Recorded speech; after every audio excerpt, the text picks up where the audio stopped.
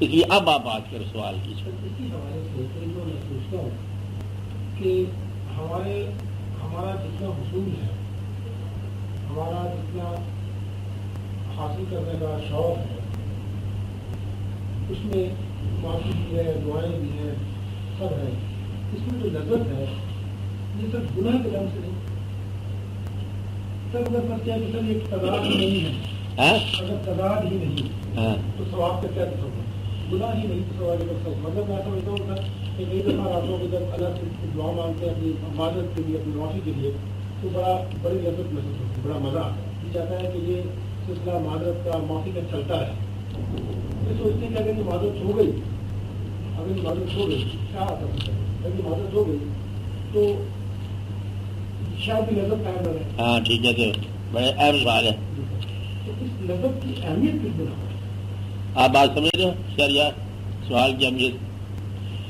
یعنی کہ فریاد کیا یہ گناہ کے دم سے ہے یا محرومی کے دم سے ہے؟ اب آپ کو اس کا دم سمجھ آ جائے نا کہ دو قسم کی فریاد ہے. ایک فریاد یہ ہے کہ میں نے حکم عدولی کی یا مجھ سے حکم عدولی ہو گئی اور مجھے نارمل انسان بنا دیا جائے، معافی. یہ فریاد ہے. نارمل کے معنی جیسے بچہ تھا، معصوم. اچھا وہ ایک حصہ ہے فریاد کا. آپ کو اگر 5% ہو یہ حصہ ہے، 10% لگا لو.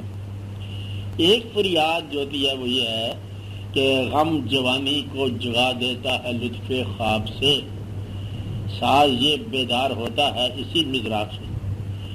وہ غم ہے. یہ محبت کرنے والوں کو پتہ غم کیا ہے.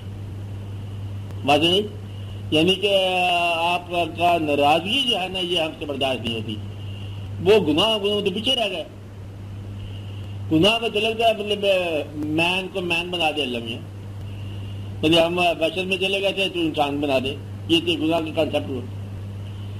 تو وہ جو معلومی کانسیپٹ ہے نا کہ روز حساب جب میرا پیش ہو دفتر عمل، مطلب وہ ایک ہوا. دوسرا کیا واقعہ ہوا؟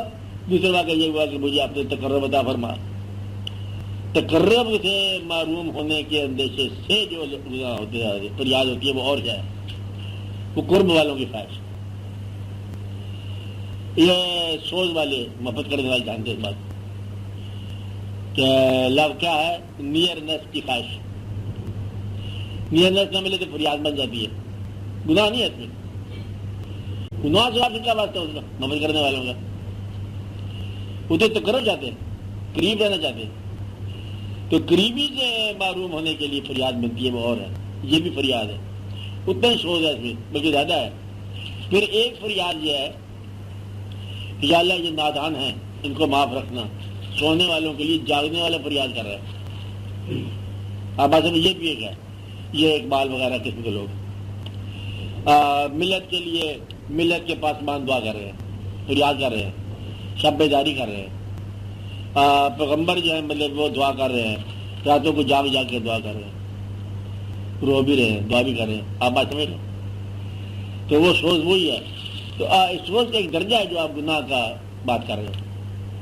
اس سے آگے اس سوز کے بڑے درجے قریب رہنے والا بھی سوز میں ہے. کہتے یہ شان ہے، اب یہ کتنی عطا ہے، رو رہا ہے. روتے کیوں بھائی؟ تو عطا ہوگی. کہتا میں اس عطا پہ رو رہا ہوں کہ ایسا نہ ہو کہ پیچھے یہ چھن نہ جائے. یہ دعا کرو چھن نہ جائے. یہ دولت سرمدی مقصد ہے کہ رونا جو ہے نا یہ خاص مقام ہے، سوز ہے. کہ رونا معرومی کا بھی نہیں ہے، حاصل کا بھی ہوتا ہے. غم کا نہیں ہے، خوشی کا بھی ہوتا ہے. جدا ہوتے ہوئے روئے تھے اور مل کے روئے. تو یہ کہانی ہے رونے والوں کی، الگ کہانی. اب آپ سمجھ رہے اسی اس بات پہ سب کو. تو گناہ صرف یہ نہیں ہے سوچ کا باعث. تو گناہ ندامت کا پہلو ہے. ہاں ایک آدمی سفر میں جائے. اگر اس سفر میں جو لذت ہے، اس سفر کی ضرورتیں ہیں، سفر میں جو کاوشیں ہیں، جو تکالیف ہے، ہاں یہ مقصد کیا ہے؟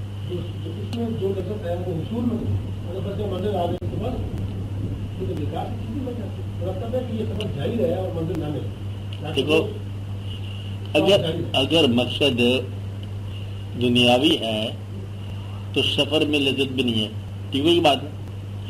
اور اگر دینی ہے یا الہیات کا ہے اس میں تو منزل ہے ہی کو نہیں،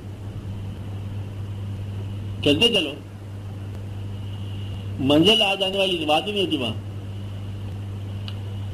مگر کہ یہ وہ اور ہی قسم ہے کہ منزل خود ہی ساتھ دیتی ہیں، اس منزل نہیں ہوتی، وہ تو چلتے جا رہی ہے بات. اس لیے منزل کا کوئی مقام نہیں وہاں. تو اس سفر کے اندر وہ سفر جو ہے نا وہ پیدل بھی نہیں ہوتا، پھر انتظار کا سفر ہے وہ کہ یا اللہ یہ چیپٹر دیکھ لیا اب اس سے اگلا چیپٹر دکھا، بس وہ خدا دکھاتا ہے، اللہ تعالیٰ جلوہ بتاتا ہے آپ کو.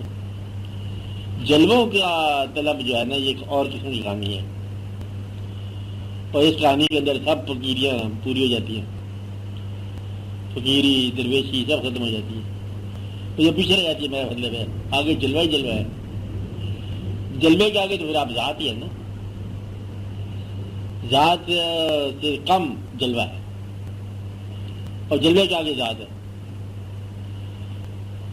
تو دنیا میں مطلب ذکر ہے، فرق ہے، ذکر ہے، تلاش ہے، ساتھی ہیں، رنگ ہے، آگے چل کے مطلب کہ جلوہ ہی جلوہ ہے، یہ اس کا قریب ہے ذات کا. اس کے بعد پھر ذات ہے، وہ پھر آگے اور مقام ہے. ذات کے روبرو کو گیا کہ نہ گیا، چاہے وہ اپنی ذات ہو چاہے اس کی ذات ہو، روبرو ہونے سے تو اور ہی کہانی جاتی ہے نا، روبرو ہو گیا ہوبرو ہو گیا. اس لیے میں یہ کہہ رہا ہوں کہ خواہش کو اوال آنا نہ بننے دو، انتظار کرو، پھر آپ شدت سے بچ جاؤ گے. انتظار کرو، یہ نہیں کہ فٹافٹ یہ دے دو یا اللہ یہ دے دو گے تو کیا کرو گے؟ ایسا ہے چھوڑنا مشکل ہو جائے گا، سمیٹنا مشکل ہو جائے گا. ہر آدمی جو ہے نا اپنے آپ کو کچھ عرصے کے بعد جو ہے وہ ری شیپ کرنا چاہتا ہے، ریفارم کرنا چاہتا ہے. اپنے مکان سے کچھ عرصے کے بعد انسان آپ ٹانگا جاتا ہے. آپ نے نوٹ کیا کچھ لوگ کہتے ہیں اچھا اپنے ماحول سے خود ہی ذرا تھوڑا بیدار ہو جاتا ہے، وہ کہتا ہے اپنے آپ کو ذرا رینیو کر لو اور اس کی شان کو رجوع کرو تو بالکل لو جو ہمیں ہوا فی شان، ہر روز ہی نئی شان، ہر روز ہی واقعہ ہوگا. آپ لوگوں کے میں باقی لوگوں سے تھوڑا مختلف بات کر رہا ہوں کہ آپ لوگ جو ہے نا اس طرح باقی کی طرح کرو، آپ انتظار کرو، اس کا خیال آپ کے دل میں ہوگا تو سمجھو کہ آپ کا خیال اس کے پاس ہے. بنانے والے نے نامکمل نہیں بنایا. جب تک تم اپنے آپ کو سوچ کا کاریگر سمجھنا بند نہیں کرو گے الطاف نہیں. یہ نسخہ لکھ لو کتابوں میں. جب تک تم اپنے آپ کو کاریگر کرنا نہ چھوڑو گے تب تک الطاف نہیں ہوگا. الطاف، لطف، نعمت، رحمت. جب تک تم کاریگر سمجھتے ہو کر کے دیکھو. تم بڑے ڈرائنگ ماسٹر ہو، مکڑی کا جالا ہی بنا کے دیکھو،